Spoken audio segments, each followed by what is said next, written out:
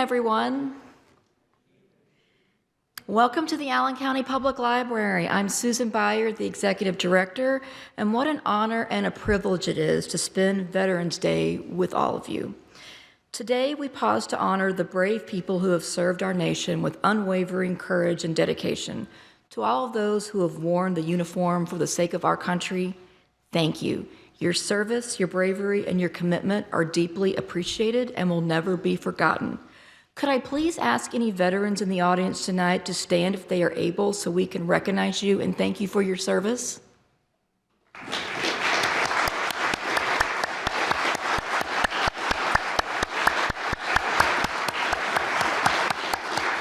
Thank you for spending your special day and evening with us. It is now my distinct pleasure to introduce you to the President of the Board of the Directors for the Friends of the Lincoln Collection, Mr. Todd Stevenson.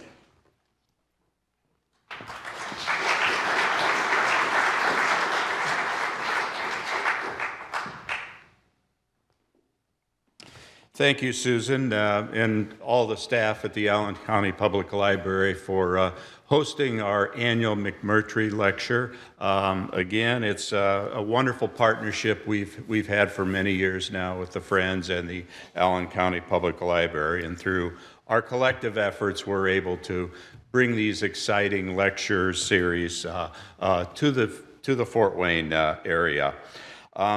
Want to also thank the Lutke family and their family foundation for their support of today's and other McMurtry lectures in the past. We really value their support and interest in the things that we do at the Friends of the Lincoln Collection.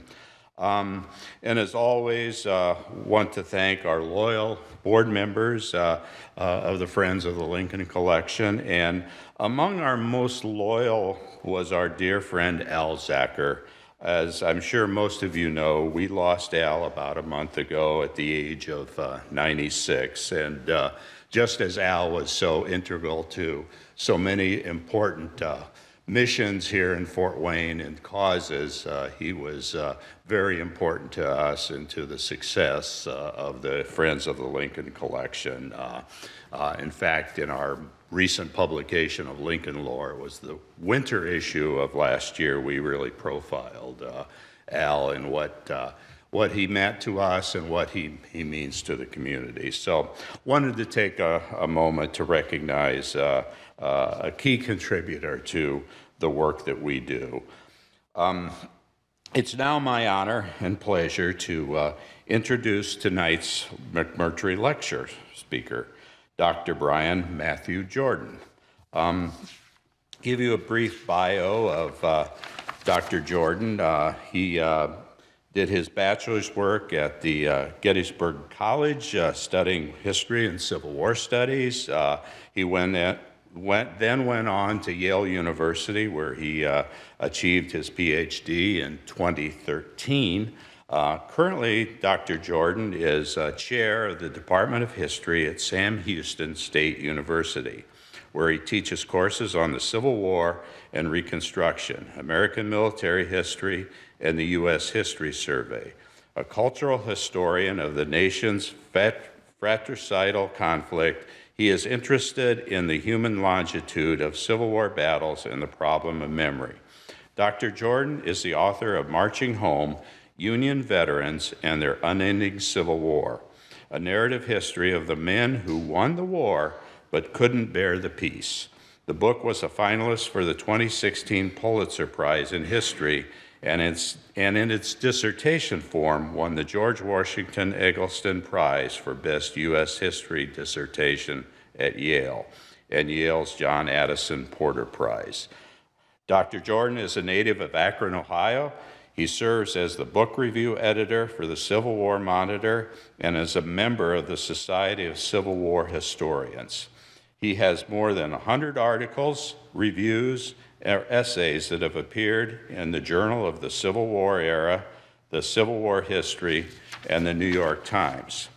I want to, before calling Dr. Jordan up to the stage, want to share with you something that Dr. Jordan was recently involved with just this last August in Seattle. He was given the honor of delivering the keynote eulogy for the Missing in America project. This initiative was dedicated to the location, identification, and internment of unclaimed cremated remains of American veterans, accomplished through the collaborative efforts of private, state, and federal organizations. The primary objective of the MIA project was to pay homage and reverence to those who have bravely served our nation by ensuring a final resting place for those forgotten heroes. Following the aftermath of the Civil War, a considerable number of veterans made their way to Seattle. After passing, many were cremated, and for various reasons, their remains were left unclaimed for astonishing 100 years. Upon the discovery of the remains of the 30 Union veterans and 28 spouses, Dr. Brian Jordan was not only invited to deliver the keynote eulogy for the mass funeral, but also played a pivotal role in facilitating the transportation of remains from the funeral home to the National Cemetery for interment.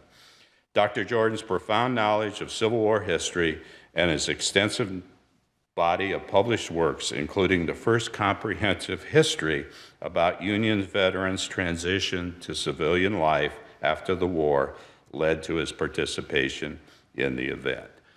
We're most pleased to have Dr. Jordan with us today, and I'm sure his presentation will expand upon his learnings and his experiences in his field and what he's done in terms of Civil War and Civil War veterans. Dr. Jordan?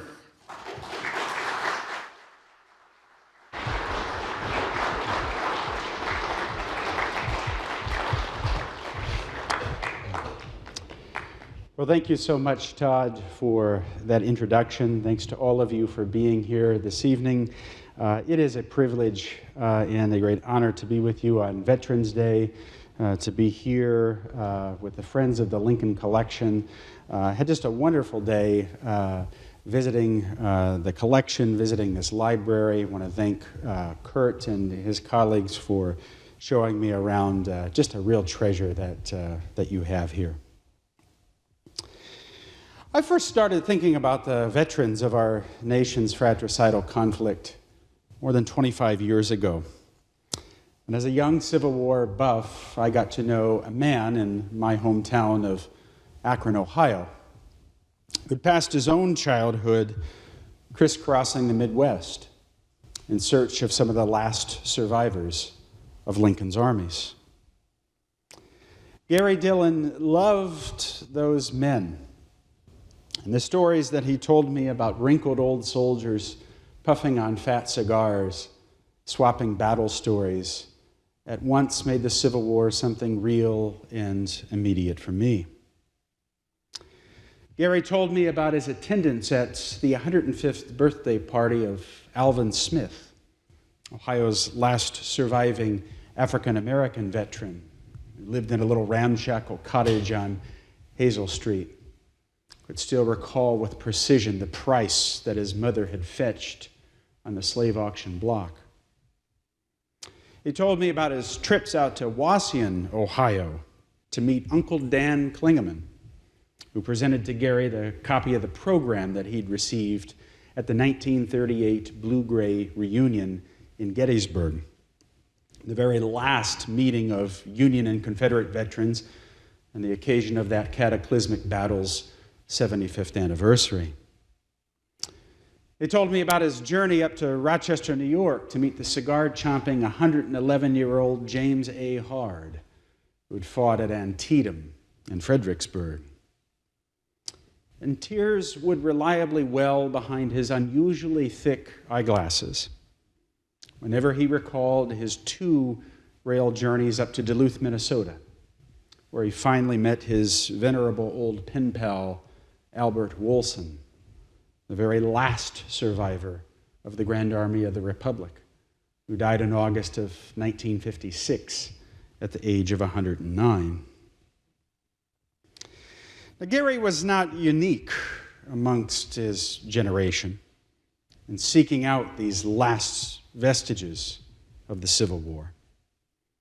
In the mid-20th century, as their numbers began to dwindle, these wrinkled old centenarians became veritable tourist attractions The Duluth police even took the unusual step of mounting no parking signs on East 5th Street in front of Albert Wilson's home so as to afford the Wilson family a measure of privacy.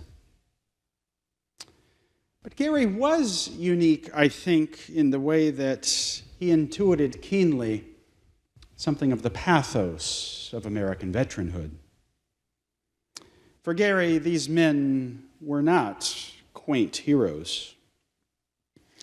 They were men set apart, he told me on one occasion, as we pored over his oversized leather-bound scrapbooks, teeming with yellowed newspaper clippings and black and white snapshots of the veterans. Even after so many decades, he said, one got the sense that they'd never really put the war behind them. And I suppose in many ways, I never really put that haunting remark behind me. Years later, in graduate school, I discovered, somewhat to my surprise, that scholars, professional historians, they scarcely knew Union veterans. Certainly did not know Union veterans in the immediate way that Gary Dillon had. Historians, of course, chronicled with great fidelity the battles and campaigns of Johnny Reb and Billy Yank. They had expressed precious little interest in following them back home once they stacked their muskets at Appomattox or Bennett Place. On that rare occasion when Civil War veterans peopled the pages of our histories, they were rendered in caricature. Billy Yank, it was supposed, beat a hasty retreat from the killing fields of the Civil War, only to slip into a welcoming northern civilian society with relative ease. According to an important book by the historian Gerald Linderman, Billy Yank slipped into a period of self-imposed hibernation for at least 20 years after the war, a period during which he allegedly refused to write or to speak, to even think about the conflict. He turned rapidly from the war, Linderman argued, and its many issues. The implications of Linderman's argument, of course, were enormous, where it rendered Billy Yank somehow complicit in the tragic bargain that traded racial justice for national healing after our Civil War. Union veterans, it was assumed in the scholarship, slumbered as the nation retreated from the radical promises of Reconstruction, only to reemerge as pension-begging pariahs in the twilight of their lives, extending wrinkly old hands across that low stone fence that rambled down Gettysburg Cemetery Ridge, in unthinking, ill-advised acts of reconciliation that precluded any real reckoning with the meaning of the war. For his part, Billy Yank's old adversary, Johnny Reb, the conventional story went, staggered home to a ruined and war-torn landscape, physically and emotionally depleted by a defeat that had supposedly laid him prostrate. Tonight, I will paint a rather different, and indeed in some ways an almost counterintuitive picture of the roads that led from Appomattox. For one, I will argue that for the men of the Union Army, the war's demands persisted in ways that mocked the peace they'd fought so hard and suffered so long to achieve, rendering unworkable and indeed impractical any hibernation from the war, even among those who may have most earnestly desired it. Grieving for fallen comrades, fretting about an uncertain future, fearing that Union victory might be robbed of its fruits, the war continued to annex their minds. They were animated by that euphoric restlessness of the past and all of its contingencies. Union veterans tended to a staggering litany of physical, psychological, and emotional scars. Wounds that supplied urgent, eloquent, ready-made metaphors for what Lincoln at Gettysburg had called the war's unfinished work. the tentative and as yet uncertain fate of Union victory, they believed their bodies and minds were metaphors. For another, they believed that their triumph on the battlefield had neither settled the war's central issues nor resolved the fate of the Union. On this point, they were remarkably self-effacing. As a consequence, they appointed themselves arbiters of the war's history, custodians of its historical legacy.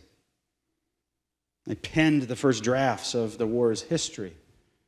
They hoarded stores of war relics, masked and mined archives and official records and first-hand accounts, preserved battlefields and flecked them with monuments, markers, and interpretive plaques.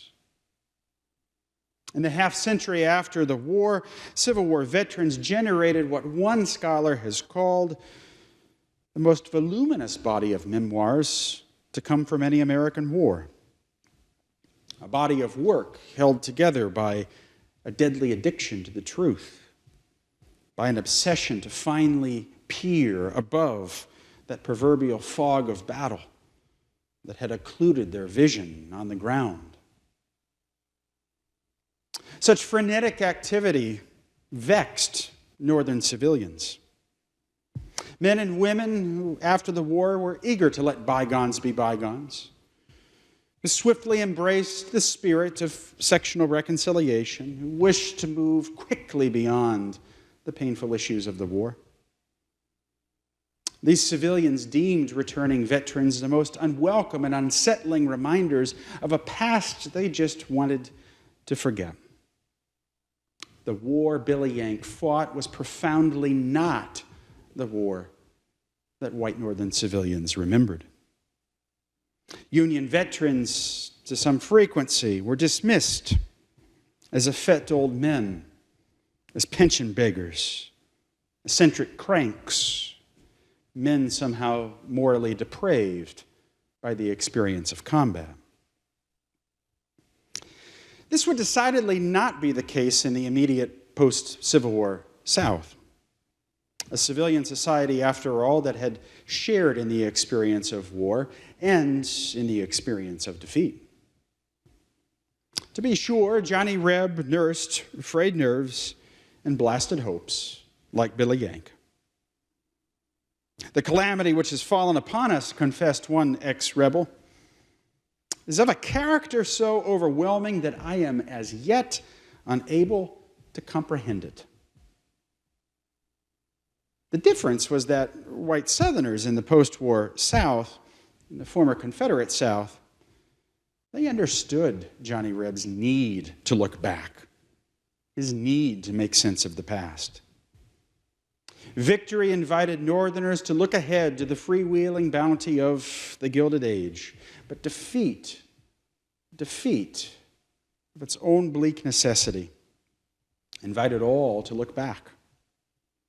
Longing for those ostensibly halcyon days when cotton was king, smarting at the reminders of Confederate defeat all around them, Southern civilians forged, with and around Johnny Reb, the lost cause mythology. A toxic knot of ideas that posited that the war had not been waged against slavery, instead waged against the awe-inspiring power of an overweening federal government whose superior armies and resources had made the fight unfair. Ironically enough, then, Billy Yank won the war, but couldn't bear the peace that followed. Well, Johnny Reb notched a sort of cultural victory in his defeat. Both sides lived on in that liminal space between lived realities and ennobling myths, between their pasts and the present, never really comfortable with putting away the scenes of the war, and never really certain of the war's verdict. I believe I shall fitly and truly interpret the predominant sentiment of every soldier's thought, the prevailing prayer of his heart, Major General Thomas Wood declared before the Society of the Army of the Cumberland in the early 1870s.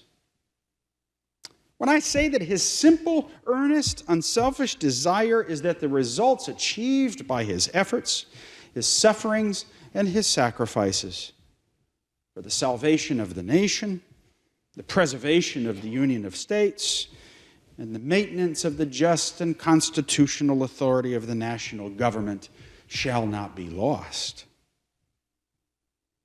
Ultimately, the experiences of Civil War veterans remind us that the stories we tell ourselves as a nation about war matter.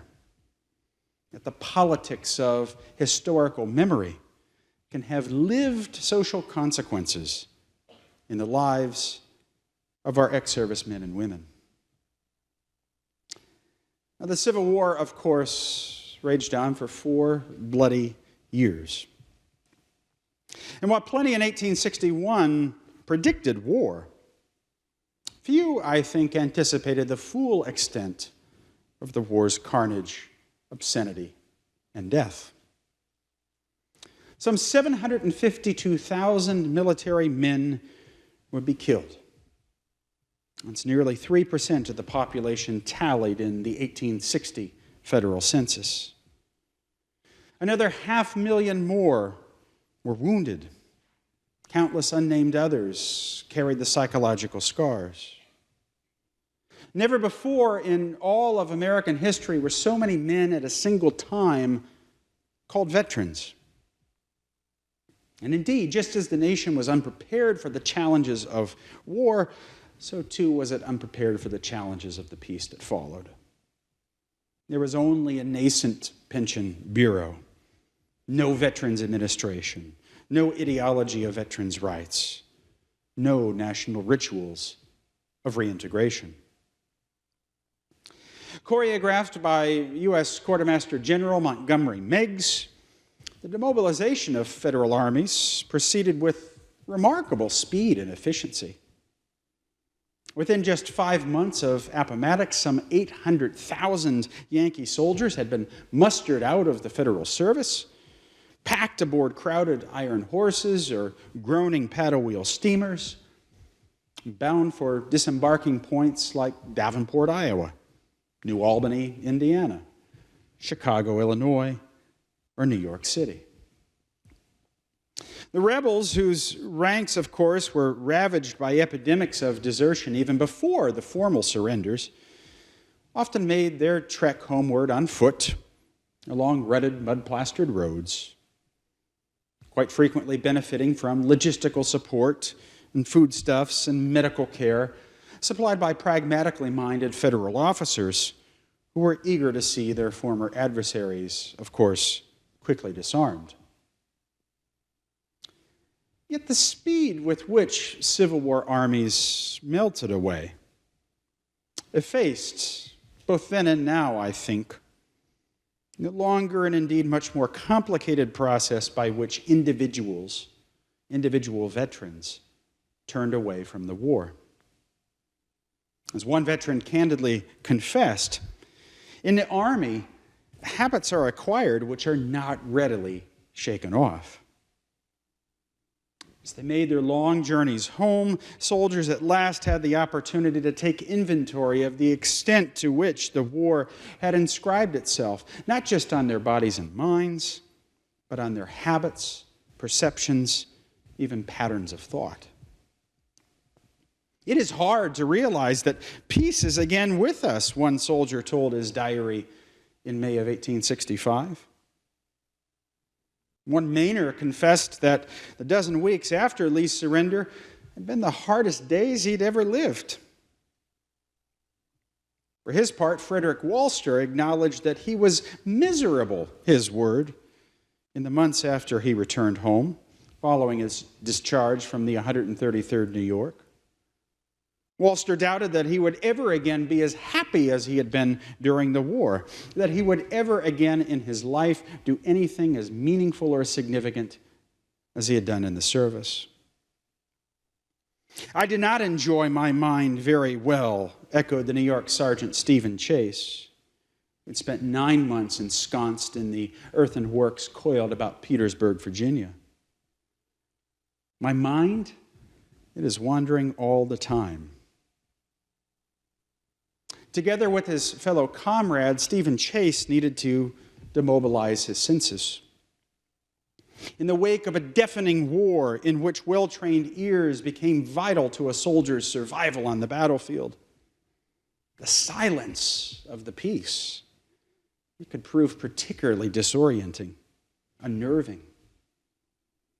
In his memorable account of the stacking of Confederate arms at Appomattox, for instance, it was the awed stillness that most impressed the Union war hero Joshua Lawrence Chamberlain.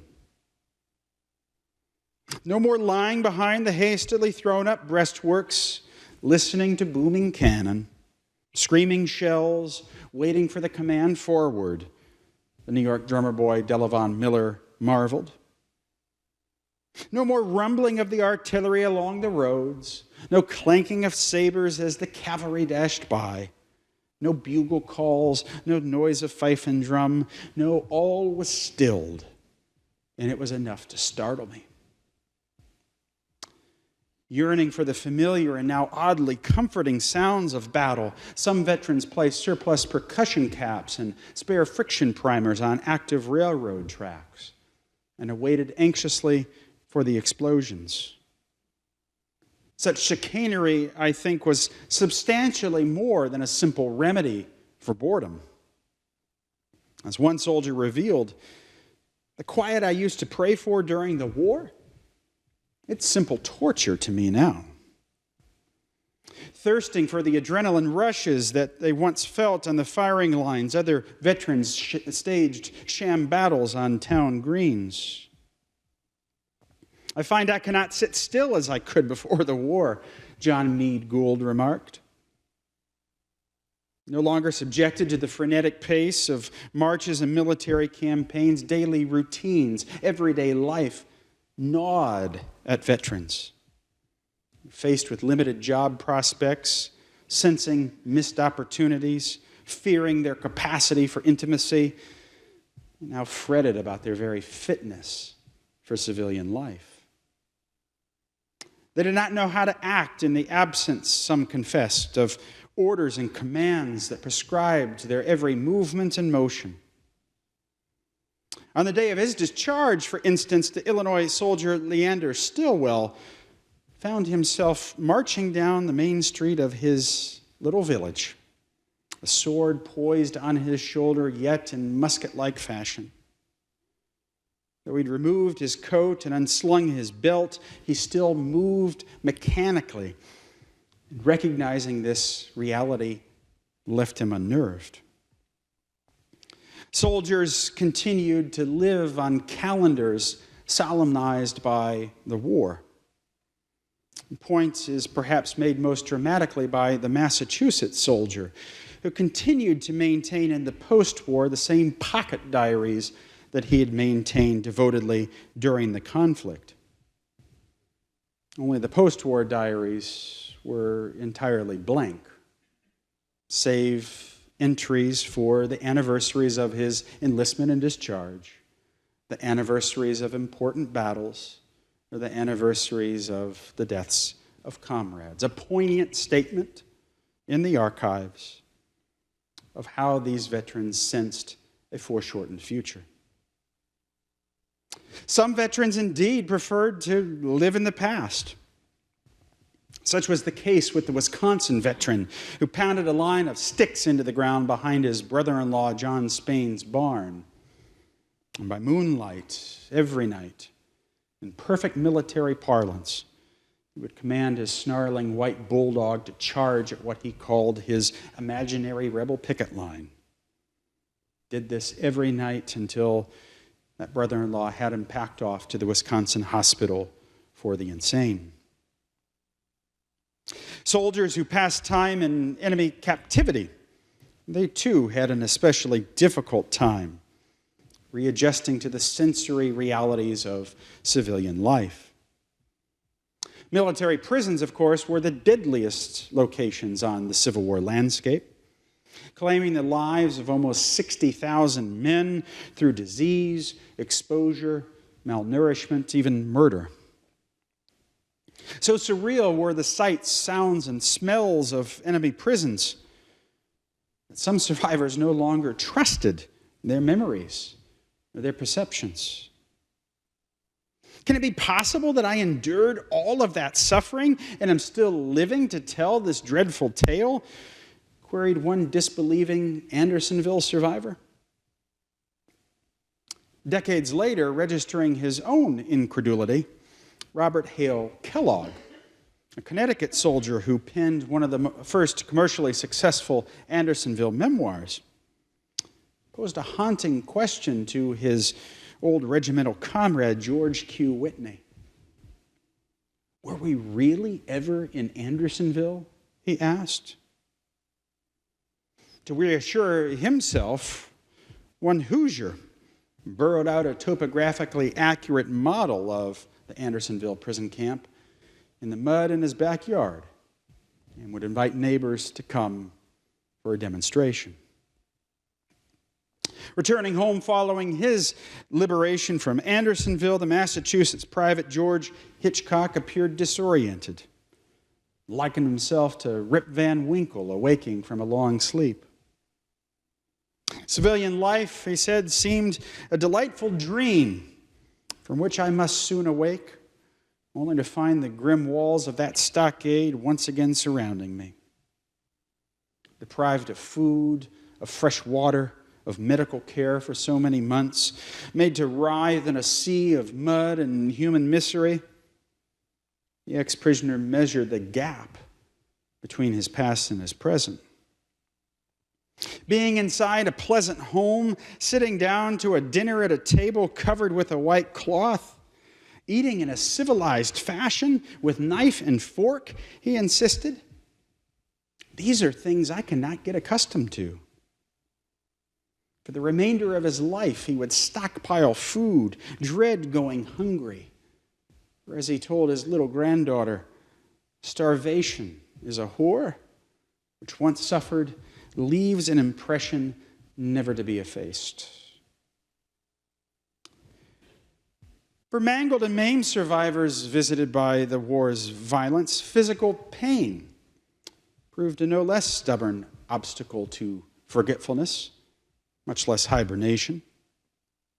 As overwhelmed U.S. Pension Bureau agents soon discovered in their frenetic efforts to inventory the range of injuries, disabilities, and chronic illnesses suffered by returning veterans, the Civil War did few things better or more creatively than disfigure and maim. Like trauma, many of these injuries were also nonlinear, some manifesting only decades after the combat.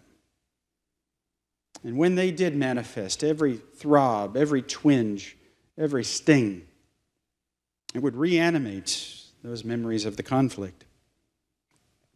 24-year-old Captain Daniel Eldridge was a veteran of the 3rd New Hampshire.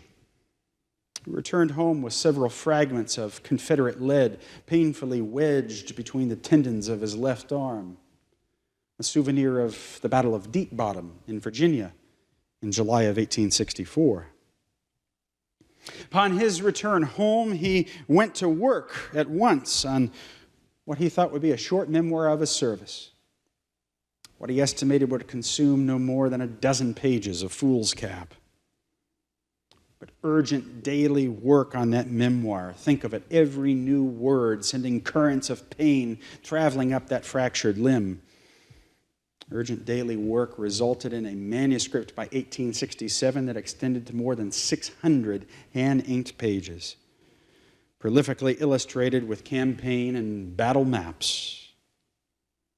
That injury demanded context and meaning, and he literally wrote through his pain in a search for both, working earnestly and from memory, writing the scenes of the war as the pain reactivated them and flashed them before his eyes. These men quickly apprehended that their broken bodies and haunted minds were again apt metaphors for what they believed to be the Civil War's as yet uncertain verdict. They shared a secret history, a sense of fraternity. This was especially true of one-armed and one-legged men who became some of the most vocal and visible among Union veterans. Refusing to wear government-issued prosthetic appliances, they sat for photographs that instead prominently displayed their exposed stumps. They contributed poignant and political essays to left-handed penmanship competitions after the war. Self-consciously inserted their bodies into the national debates over Reconstruction. Their bodies unsettled, unpacked, and made urgent and undeniable a need for a reckoning with the war. "I have an honorable scar," one Union amputee explained. "It speaks plainer than words of deeds gone by." All the same, the one-armed Henry Allen implored his comrades to gather round the standard and blow the bugle once more. "Many wounded yet remain. Have our sufferings been in vain? Must the freedmen still be bounded in slavery's wicked, hellish chains?" Allen's poetry winds me to the second point. That while Union veterans never failed to declare their pride in having fought for what they believed to be a just and righteous cause, they nonetheless insisted self-effacingly that the work was not yet finished. Historians have remarked at length upon the genuine ideological commitments of the Union and Confederate rank and file. Scholars like Chandra Manning, James McPherson, and Earl Hess. It's a persuasive body of literature. But they've done so often without pondering the persistence of those ideological commitments and loyalties beyond the war, which had, of course, profound implications for the peace. The very ideological conviction that sustained men through so many punishing military campaigns precluded them from ceding any authority over the war in the peace. We might well have hoped that when that last rebel surrendered, when our arms were victorious everywhere, one veteran grieved in October of 1866, or that peace and concord and unity should prevail. But of course it did not. The Confederate South offered little reassurance that it would acquiesce to any brokered peace. The unprecedented assassination of a president, cruel race riots that twisted through the streets of Memphis and New Orleans, the return of the antebellum white social and political leadership to positions of prominence and power all across the South, these things combined to leave many Union veterans wondering if indeed they'd actually won the war after all. Billy Yank's keen sense of what he fought for, it might have steeled him for the storm of battle. But now, ironically enough, it rattled him in the throes of the peace. He looked on as former enemies, reassured by their escape from reprisal, defiantly belted the South with the black codes. As a posse of demobilized rebels in Alabama took some freedmen and cut off their ears, determined to demonstrate that military defeat had rendered them no less dominant. As that ensemble of ex-rebels roved neighboring Georgia, determined to, quote, kill every black son of a bitch they could find that had ever fought against them.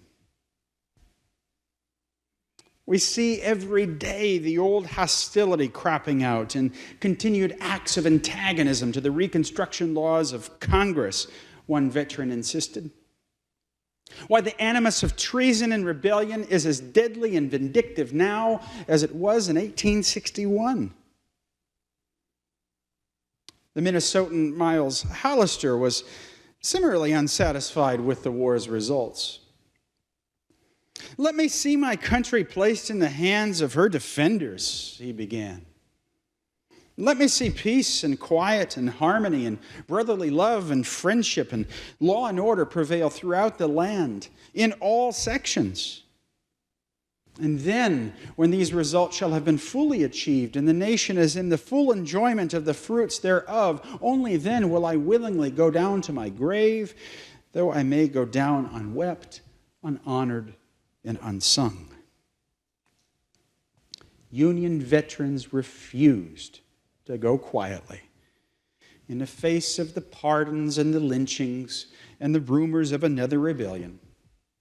Another rebellion, of course, that promised to make a rather bloodless skirmish of the first. It becomes our duty now, one vexed Pennsylvanian declared, to set ourselves at work and to reap the fruits of our victory. For many ex-soldiers, reaping the fruits of victory meant meting out punishment for treason, even if that meant compromising the classical small r Republican citizen soldier's obligation to return home and quickly perfume the whiff of anything martial. What will all the blood and treasure expended by the loyal people of this republic amount to if men and measures of the late rebellion shall be again permitted to rule? One ex-soldier queried.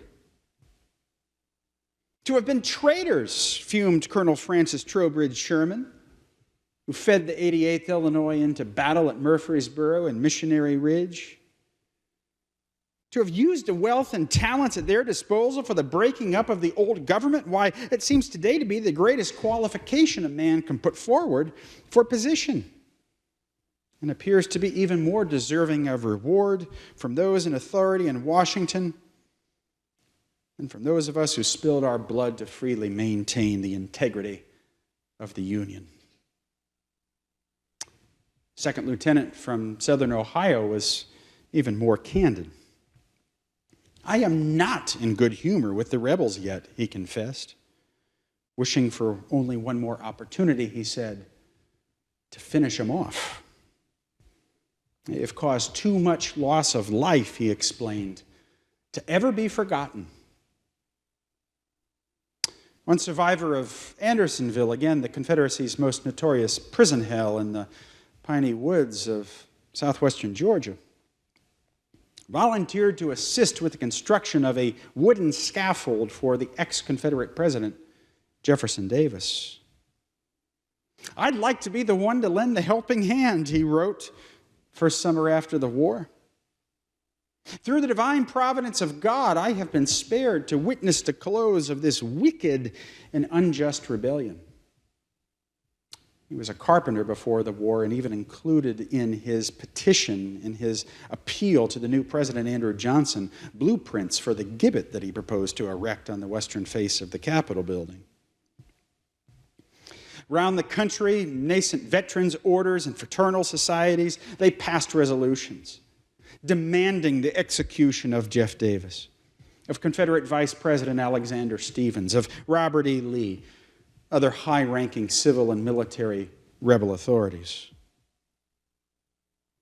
Like Henry Allen, our poet, other veterans resolved that their work would not be complete until African Americans had secured civil and political rights.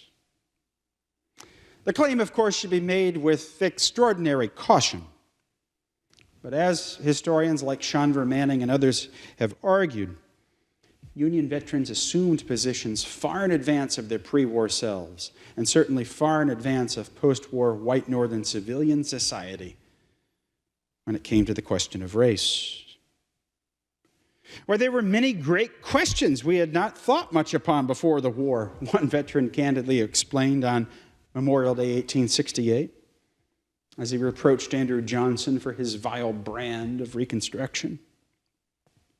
My comrades, we today at the graves of our fallen brethren, we hurl our rebuke to narrow-mindedness and unfairness.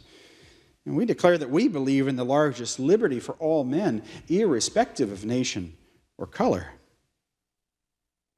No reconciliation, two comrades echoed, can endure which is not founded in justice. And especially is no reconciliation sure to abide that is not devoted to the highest interests and the best interests of the whole country as a country of freedom. Union veterans were not unilaterally opposed then to sectional reunion. After all, it had been one of the central aims of the Northern War effort. But they did demand, I think, a measured reconciliation, one that was mindful of all that the war had personally cost them, one that was mindful of the war's ostensible political results. But this was anathema to many white Northerners, which leads me to this, that Union veterans returned home really only to fight another war, a war with white Northern civilians. To be sure, Union victory was loudly cheered in the spring and summer of 1865, yet the hymns of that ovation could hardly drown out the bitter social and political dramas that had roiled the wartime Northern home front. It's easy for us to forget, but Union veterans returned home to a civilian society that had rioted, that had resisted, that had reached no consensus either about the meaning of the war or the participation of so many men in great violence. Certainly no consensus about the necessity, political, military, or otherwise, of emancipation. By exalting the end of hostilities, by declaring the Union saved and enslaved persons freed, many white Northerners dismissed the extent to which the war had left behind unfinished business. With a rhetorical alchemy that transmuted stump-sweeping pus into unambiguously honorable scars, civilians foreclosed most chances for Union veterans to share openly their horrific war tales. Civilians could hardly countenance their stories. Even the editors who published their words did so only after deleting so-called harsh adjectives. None of this effacement and erasure, of course, was lost on Union veterans. As modern war psychiatrists like Robert J. Lifton and Jonathan Shea have pointed out in work on our veterans from Vietnam and Iraq and Afghanistan, sharing stories, finding a receptive and a respectful audience for them, it's an integral part of any veteran's return to civilian life. Billy Yank, he would impatiently wait while white Northern civilians swiftly embraced the spirit of sectional reconciliation. They were wearied of war work, unable to comprehend the tempest of battle. And they lacked largely in activating sympathy for the plight of the formerly enslaved. Already, one cantankerous Michigan soldier grumbled a week after Lee's surrender. The Reverend Henry Ward Beecher of Brooklyn had stood upon the rubble of Fort Sumter in Charleston Harbor and commenced to preach forgiveness and forgetfulness of the past. Why, if it were not for the evidences of the war, one Union veteran marveled, such as the dead and the dying and the wounded, the many sad and sickening sights of the battlefield seen with our own eyes, I should almost be inclined to admit that it was the vain delusion of a disordered brain. Ready to let bygones be bygones, civilians largely ignored the social problems that attended demobilization. Northern wartime voluntary aid societies like the Sanitary Commission and the Christian Commission, which had done such noble work during the war to aid the armies physically, materially, spiritually, they both shuttered their headquarters by October of 1865 and instead got to work debating how best to commemorate their own record of wartime voluntarism. Plans for a federal soldiers' home met with the predictable and maddening delays on Capitol Hill. It took more than a year to seat the quorum of the congressionally appointed Board of Managers for what became the National Home for the Disabled Volunteer Soldier, initially with 3 campuses and 8,000 beds for a population of nearly 1.8 million Union veterans. Pensions would be doled out slowly. Pensioners subjected to a scrutiny from Washington that sought, of course, to ferret out fraud. They were subjected to invasive and often physically painful examinations. Sometimes included chatty asides about their moral habits. Pension Bureau, of course, was also, by the nature of Civil War injuries, forced to find equivalents for what it meant to be missing an arm or a leg. What do you do? How do you pension a soldier who's permanently disfigured? The soldier who is never able again to open his mouth more than a third of an inch. The soldier who could no longer raise his hands above his head or extend his left arm. It was an age ruled by the law of local sympathy, laissez-faire individualism, a time when the problems of readjustment could be effortlessly attributed not to the war, not to war trauma, things for which there was no clear or consistent diagnostic language in the 19th century. Rather, you could effortlessly attribute the trials of reintegration, the trials of readjustment, to personal character flaws. Believing Billy Yank morally depraved by the experience of combat, a stunning number of employers refused to hire him. Unemployment rates soared as veterans took to begging in the streets, to hand organ grinding. Scarcely 2 months after the Welcome Home celebration that greeted Billy Yank in Lower Manhattan, a parade of more than 300 unemployed Union veterans advanced down Broadway, the first major veterans parade after our Civil War.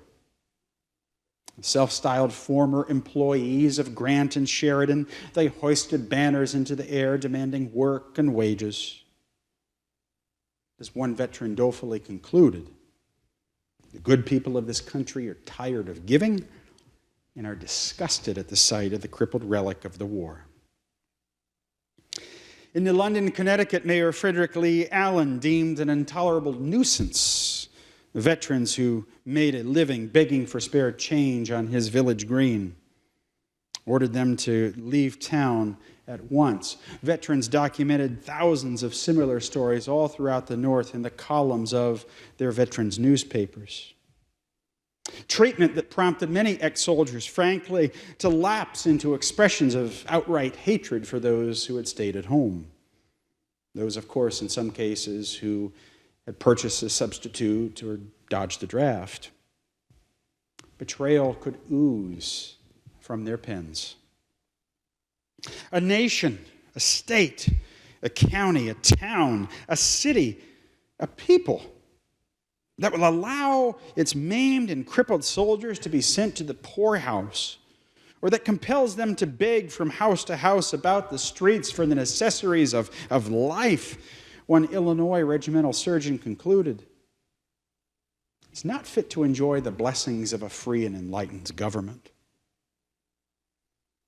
What do they know of the sufferings of our poor comrades who were starved to death in Andersonville, Belle Isle, Danville, and other rebel dens? One distraught veteran asked. What do they know of the horrors of the battlefields of Antietam, of Gettysburg, the Wilderness, Cedar Creek, Winchester, Chickamauga, and hundreds of others?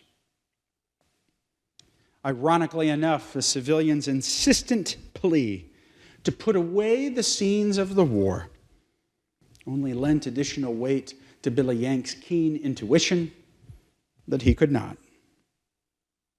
Our people are too ready to forget the cause of the boys in blue, one veteran bewailed, predicting somewhat accurately that unwise deference to the feelings of the pardoned rebels would prompt future generations to reflect upon the war merely as a duel where the opposing parties met to fight and then shake hands. Union veterans demanded solemn remembrance of the past. So deep a wound as this country has just received, one veteran explained, cannot be healed in just a day. In the face of civilians' willed forgetfulness, then, with no place to share their stories, many veterans turned to alcohol, or worse, to the opium that they had first sampled in the Civil War field hospital. An honorably discharged second lieutenant who lived in a Philadelphia hotel room, known to boast about the cache of captured rebel firearms that he stored in his room, was arrested shortly after the war for public intoxication after he began behaving like a mad dog, noisily barking and repeatedly biting himself. By 1867, intemperance among Union veterans had become such a pressing Northern dilemma that a former Army nurse issued an impassioned plea to the New York and to several other state liquor dealers' associations, asking them to revoke the vendor's license of anyone known to furnish spirits to Union veterans. A few veterans took more desperate action. Northern newspapers reported with sad frequency the details of successful and unsuccessful suicide attempts. One Bay State soldier consumed a lethal dose of rat poison after placing his discharge papers on his person as a surrogate suicide letter, while another donned his blue uniform one last time before splaying himself across the tracks of the Hudson River Railroad to await the Poughkeepsie Express locomotive that would crush his body. A slender, tobacco-spitting misanthrope known only to history as Charlie the Boatman slit his throat one evening in the boathouse of the Milwaukee Soldiers' Home, surrounded by the silvery wads of tinfoil that he'd spent his last weeks shaping into cannonballs. Others necessarily turned inward to one another. They organized for their own relief, made routine calls on the sick, appealed to one another for much-needed financial aid. Indeed, in many ways, regiments never really demobilized. The networks remained in place. One virtue of Civil War armies being harvested from local communities and surrounding counties. They knew where everyone was. They kept tabs on one another. They had a built-in support network. The Grand Army of the Republic, the largest of the Northern veterans' fraternal organizations, they heated veterans' homes for the winter. They paid for costly medical procedures that the government either refused to pay for or took an interminably long time to improve. They planted soldiers, indigent soldiers, in paupers' graves. The GAR stridently lobbied state legislatures and the federal government for soldiers' homes, for government jobs, for hiring preferences, for pension benefits, articulating around their campfires a novel and indeed a strikingly modern ideology of veterans' rights. Most immediately, they sought what they called the, quote, simple justice of the nation's gratitude. Does the Republic owe the soldier nothing for daring death that it might live? The Grand Army Journal asked in 1870. If it be a weakness in us to cherish old memories, yet deal tenderly with us, one old soldier implored. Suffer us while we do live. Reliably, the GAR continued to insert itself into national debates over the Civil War memory. They protested the federal government's return of captured Confederate battle flags in the 1880s. Protested the erection of Confederate monuments on town squares and on battlefields. And impressively, in 1915, linked hands with the newly formed NAACP to boycott and protest theaters that were showing D.W. Griffith's 12-reel racist epic, The Birth of a Nation. For this, civilians continued to deride veterans as nuisances. Nuisances, as the New York Times put it, with an unhealthy addiction to the past. They proposed to keep alive the wrath and the bitterness of that dreadful time, one editor insisted. We say, let all the fearful memories of the past sink into the hell to which they belong. Let us think only of wounds healed, of harvests growing again, of seas once more covered in the ships of our commerce. So it was that Union veterans won the Civil War, but couldn't bear the peace that followed. As late as 1885, a full decade after some of the most grievously wounded and injured men had already gone to their graves, had already passed away, some 23,000 Wisconsin veterans were still dwelling in county poorhouses or homeless shelters. Union veterans were indeed, as Gary Dillon described them, men set apart, welded together by their experiences, isolated from the civilian community, feeling keenly each other's pain. They lost the battle over the meaning and legacy of the Civil War in their own lifetime. Radical promise of Reconstruction was betrayed. A fledgling biracial democracy yielded to the callous netherworld of Jim Crow, and the Civil War amendments, one by one, were emptied of meaning. And yet, they ensured that the war that continued to annex their minds only fitfully faded into the peace. They knew firsthand the costs of willful forgetfulness, of historical amnesia, of revisionist history, of a failure to confront the most urgent and loud lessons of the past. Only in the last decade or so have historians begun to fully map how the Civil War continued to exact its punishing demands after Appomattox and beyond. The seeming finality of that surrender meeting on Palm Sunday in Wilmer McLean's parlor at Appomattox, together with the perfectly dressed ranks and polished bayonets of the Grand Review. These things together have effaced, I think, the raw emotion and the gnawing uncertainty that eddied in the wake of the war. And the conflict continued to taunt. Men who spent the balance of their lives leaning into crutches, begging for spare change, appealing for pensions, hoarding relics, living in the past. The mute eloquence of empty sleeves and pinned-up trouser legs. These things make that point particularly powerfully. Appomattox was hardly an end. In many ways, it was only the beginning. Stunningly unable to put its central issues to rest, indeed, we have lived in the Civil War's grasp ever since.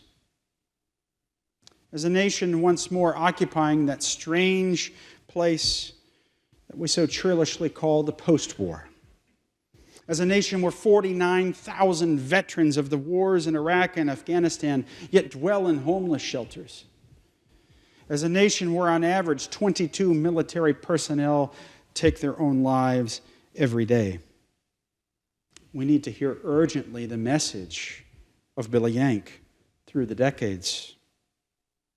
Indeed, what veterans need, I think most of all, is what we as a nation have too often proven incapable of offering them. The chance to bear witness, to testify to the human realities and consequences of combat.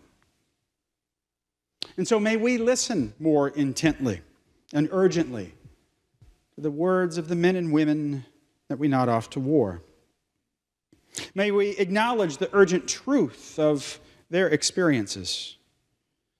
May we prove a receptive and a respectful audience for them.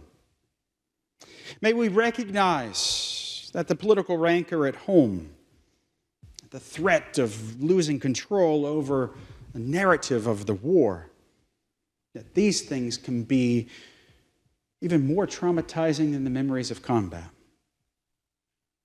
And then, having done these things, may we salute our veterans the best way that we can, by demanding and participating in a democracy truly worthy of their great sacrifices. Thank you so much.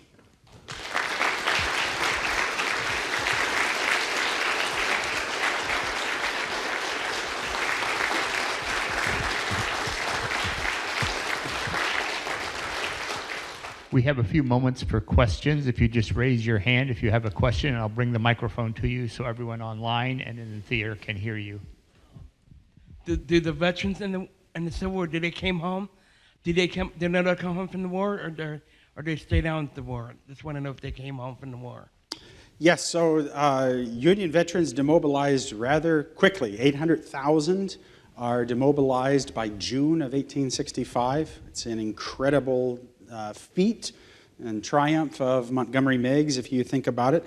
But some did elect to stay south. And again, I think making the point that many Union veterans felt that the work of the war was not finished.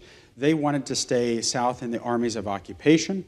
They wanted to volunteer. Union veterans, especially disabled Union veterans, were overrepresented among the population of sub-assistant commissioners in the Freedmen's Bureau.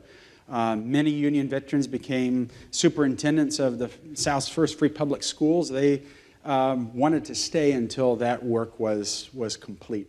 Right? And so there are some who are there through the occupation and then even beyond. Others, right, for very different reasons, felt that they couldn't come home. Right? There was this fear of intimacy. There was a fear that they would never be understood, that their experience was ineffable.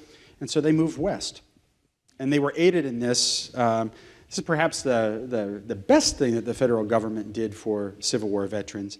They passed an amendment to the Homestead Bill in 1871 that allowed Union veterans to deduct their years of honorable service from the 5-year requirement to go west and tend to the 160 acres, and then it was yours, lock, stock, and barrel. So lots of veterans move west, and they are the first settlers, right? They're the founders of places like Colorado and Kansas and Nebraska, the Dakotas, right?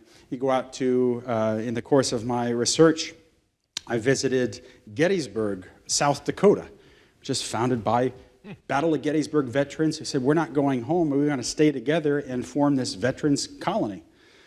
So you go out to Gettysburg today, and they sort of self-effacingly have a sign that welcomes you to Gettysburg. It says, welcome to Gettysburg, where the famous battle wasn't, which is, is cute, but actually, kind of detaches the history of the community from, it's deeply invested in the history of the Civil War.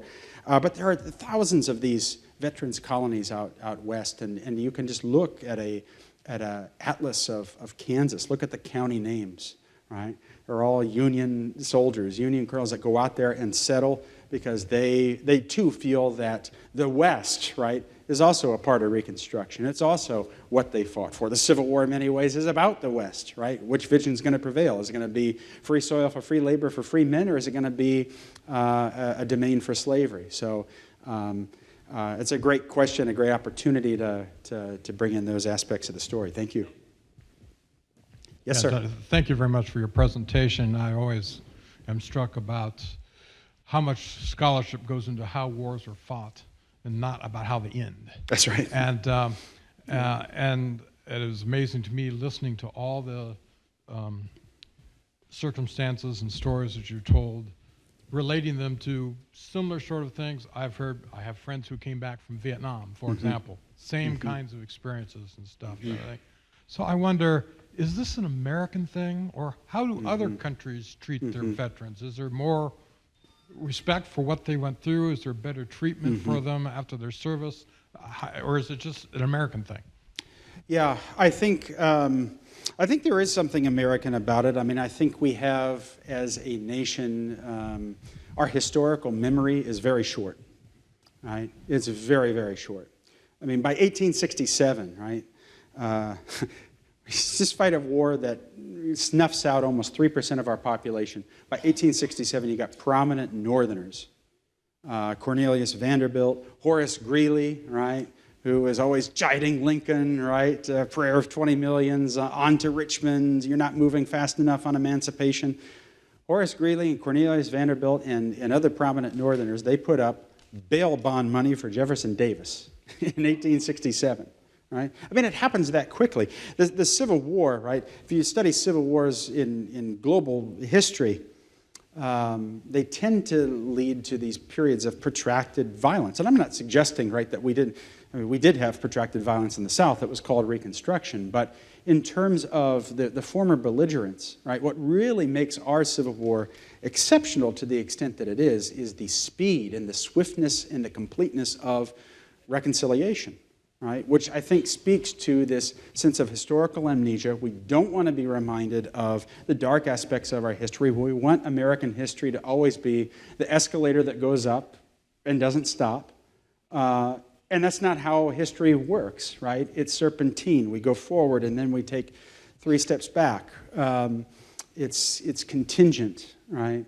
That's the beauty and the complexity of it, but we've never wanted it to be, we want it to fit on a bumper sticker, right? So I think that's a big part of the problem. I think I mean, and it's not to say that this is entirely the challenge of reintegrating veterans is not necessarily uniquely American, but there's some very interesting scholarship in medieval history. A great scholar named Bernard Verkamp, who has studied medieval conflicts and points out that they had rituals of reintegration, right, where they would come to the public square and allow veterans to communicate their stories, right? That had to happen right before. There was a period where before they were able to go back into the communities, right, there would be an acknowledgement and that veterans would be the authors of their own story instead of subjects. Right? And we've just completely, I mean, our quintessentially American thing is to throw money at the problem. And you know, of course, we need to have a VA. We need to, you know, have VA hospitals. We need to have efficient medical care. But the problem is that we want to stop there and not think about the intellectual side, the ideological side of the conflict, of what it means, right, to come home and to see what you fought for going backwards as they did during Reconstruction. To be even worse, right, for lots of echoes to Vietnam, but think of how much worse it is for Vietnam veterans who aren't fighting in localized units, right? Men rotating in and out, right, of units. I mean, Civil War veterans, they you know, had the challenges, but one of the great boons that they had is that they're fighting in localized regiments. They come home and they could get, you know, they kept tabs on one another. Very hard to do when you've got men constantly rotating out of the units as you do in Vietnam. Unit cohesion was a problem on the ground, and it's also a problem, right, for the peace. Thank you very much. That was a very rich talk. My great-great-grandfather was in Andersonville, and so we have plenty of, you know, we have family stories, and there were 2 of them from the same unit who were captured and went through it together. So recently, the reason I got very interested in a story I'd read, and I want your comment on it if you're aware of it, I assume you probably are, is that a researcher somewhere is doing some looking into is trauma, I think you know where I'm going, does trauma go to the next generation? And so I looked at his children and I thought, well, okay, let me see if I know anything about them. But I'd like your comment on that, and maybe a better explanation than what I just gave. Yes, there's a concept out there now of intergenerational trauma, so that when, you know, and you can get glimmers of it, right, from George Hitchcock, who is the Andersonville survivor from Massachusetts, who comes home and hoards the food, and then the daughter and the granddaughter in turn watch this happen, and they become, this concept of intergenerational trauma is that those generations also become, right, traumatized by this. There is a great, and you referenced the work, I think you're referring to the work of Dora Costa, who has done marvelous work on prisoners, marvelous work through pensions. We know more demographically about Union veterans thanks to Dora Costa than probably anybody else. But she's now working on this question of the children. And I mean, remarkably, for a war that we have 62,000 books about the Civil War. You've got many of them downstairs. 62,000 books on the Civil War, more than one every day since Appomattox. And we have just a handful of books on children. And precisely none, right, couple of articles, but none that have looked at what it was like to be an orphan after the war, right? Which is what you were in the 19th century. If your father is, the breadwinner is killed, you're considered an orphan. So we have, we've now finally have the great work on, the body of work on veterans has yielded to a body of work on widows. And now finally we're going to get to the children.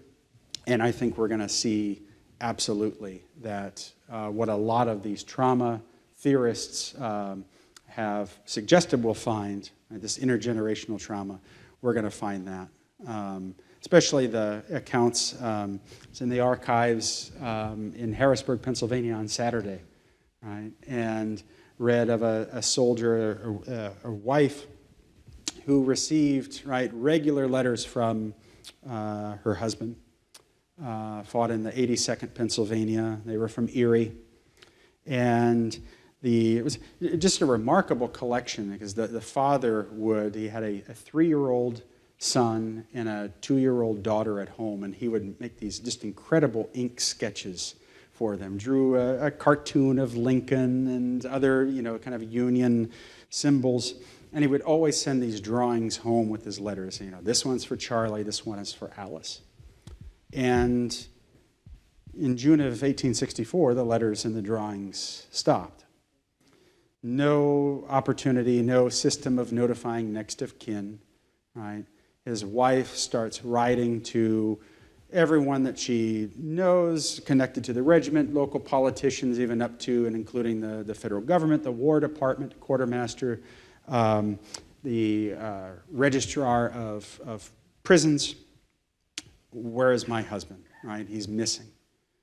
And she lives in that liminal space for 4 months, right? Trying to figure out, is he missing? Is he in prison? Did he perish? And finally, right, October, she learns that he had been killed on the first day at Cold Harbor, June 1st, 1864, leaving 2 children under the age of 4, who are now orphans. And she then embarks on, she has to go from Erie, Pennsylvania, all the way out to Cleveland, Ohio, to find a pension attorney who will take on her case so that she can appeal to now feed these children.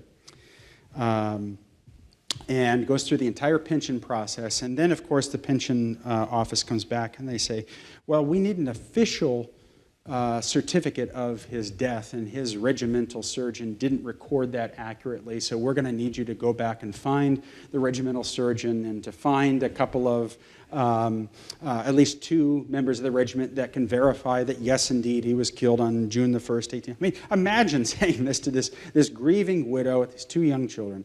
Finally, she gets the pension, $8 per month.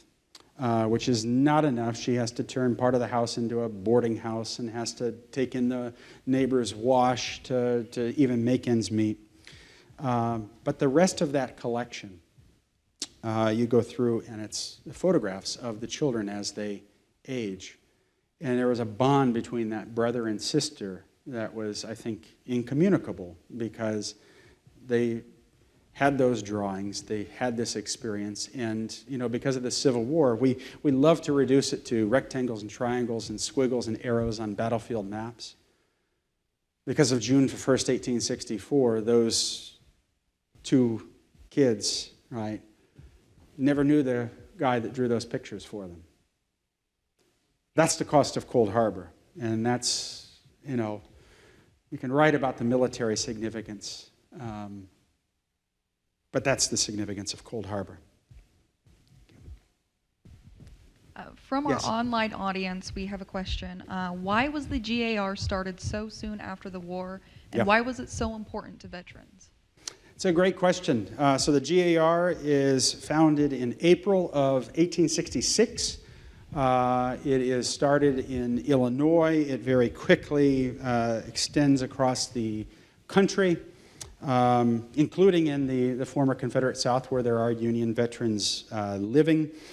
It was a lobby organization. It is the greatest manifestation, I think, of this idea that we have to maintain control of the narrative of the war or it's going to go backwards, it's going to go away. right? And we have to be the ones that are going to advocate for pensions, for our rights. It's the GAR that first, right? There's limited networks of pensions for Revolutionary War soldiers. There's a soldiers' home in Washington, D.C. for Mexican-American War veterans. This is the first big group of American veterans that makes that claim that, you know what, we were willing to write the check up to, payable up to and including our lives for the salvation of the country. And, we're owed something in return. Gratitude, right, and the assurance that we'll be able to have a dignified life, and our widows and our children after that will as well. It's Union veterans, it's GAR that's responsible for that, what we today too often take for granted as this ideology of veterans' rights. So they move really, really quickly. They get involved, right, in politics. They're seen as being too political. Lots of the early histories of the GAR wanted to kind of render them as the political arm of the Republican Party or Ulysses Grant's campaign army. And then you go into the records, right, and you see what they're doing, and they're collecting the dues. And what's the dues money doing?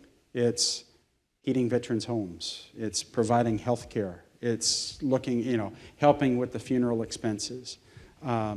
It was an incommunicable experience that required this organization to advance its agenda. And it remained in effect until 1956, when Albert Wilson died. He was the last member of the GAR, and it mustered out, and that was it.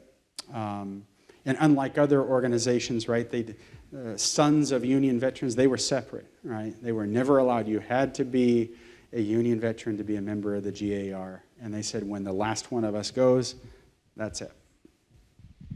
This is our last question of the evening. I have never yet heard the plight of returning Civil War veterans expressed so vividly as before this evening, so I want to thank you for that. Thank you. Now my question. You have been concentrating in your talk tonight about returning Northern veterans. Uh-huh. How about the plight of Southern veterans returning? They're returning as losers. Yes. And they didn't have the support of a government, at least a Southern government, behind them. So would their situation be the same or any worse than the returning Northerns?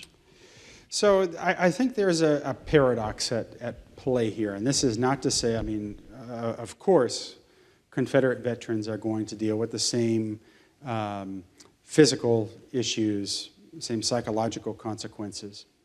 The real difference is that, first, a couple of differences. One, as a cohort, Confederate veterans are much more visible. The Civil War mobilizes 75% of military-age white men in the Confederate South. Right? It's an incredible mobilization. So virtually everyone you see of that generation, it's a white man, is a Confederate veteran. So they're much more conspicuous as a cohort. In the North, right, of military-age men, only about 40% are mobilized. So right there's a big difference. Second big difference is that Southerners, in experiencing defeat, they needed to explain it, which required them to look back, right? And they did over many generations, right? Want to look back and want to play over and even do the counterfactuals and, what would have happened if Stonewall Jackson had been at Gettysburg? And, that was all a factor of looking back. And culturally, right? It's not to make light of the very real physical, pecuniary, otherwise difficulties that Confederate veterans faced. But in a cultural sense, they come back to a community that is defeated along with them. It needs to make sense of it. It needs to explain it. And because, right, and of course, Confederate veterans will, after the war, they make an appeal to the federal government. They want federal pensions. Imagine this, right? The very government that they spent 4 years trying to destroy, they now, after the war, say, could we have $8 a month too? And amazingly, right, the federal government participated in this project of reconciliation, returned the captured battle flags, put up the monuments, did lots of other things. Federal government, that's where they drew the red line. They said no pensions for those who fought to destroy the United States, who went back on the oath to the Constitution that lots of them took as civil and military officers. You're not going to get a pension, right? What did that do, right? That immediately galvanizes local networks in the South, religious groups, local charitable organizations that come together. Jeff McClurkin has a great book on these networks. He studies 2 counties in Virginia and looks at how these networks of local support emerge, right? Ladies' Memorial Associations, the Daughters of the Confederacy, religious groups. They come together because they know, well, the federal government isn't providing the support, right? In the North, right, what happens? Well, you're going to get a pension, so get over it, right? So there's a paradox there, and I think over time, right, and then the states do step in, individual states, some more generous than others, but states do step in and provide state-based Confederate pensions, Confederate veterans' homes. Ken Burns, in his Civil War series in 1990, very famously uses the statistic, which is accurate, that in 1901, 38% of Mississippi's state budget was going for prosthetic appliances for Confederate veterans. So you do have that support, and really in their lifetime, they won. They won the battle over Civil War memory, right? They were militarily defeated, but they won the war over memory in a way that Union veterans didn't. So I think we still have a lot of work to do on Confederate veterans. The United Confederate Veterans, they don't organize fraternally until 1889, so decades after the GAR gets started. We don't even have a good academic monograph on the UCV. We still have a lot of work to do on Confederate veterans, but I'll say the preliminary findings is that these cultural differences and demographic differences and even political differences make the experiences very different. Thank you so much.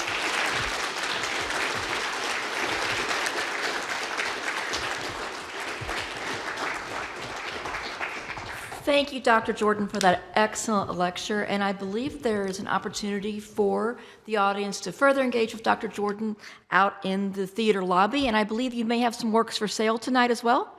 Awesome. Thank you so much. Well, I hope everybody brought their 2025 calendars, because I have some exciting news for you, and I hope you can save the dates. The 2025 Roland Lecture will be held here, right here, on Thursday, June 19th, Juneteenth, with the speaker and topic yet to be announced. And on Thursday, October 9th, 2025, I am thrilled to announce that our McMurtry lecture speaker will be journalist Steve Inskeep.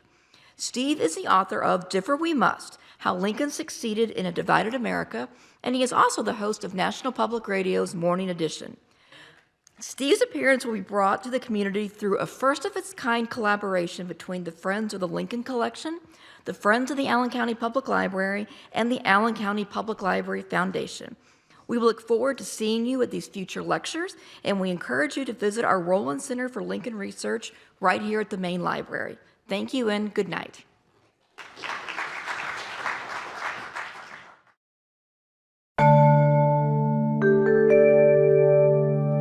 Production facilities provided by Access Fort Wayne.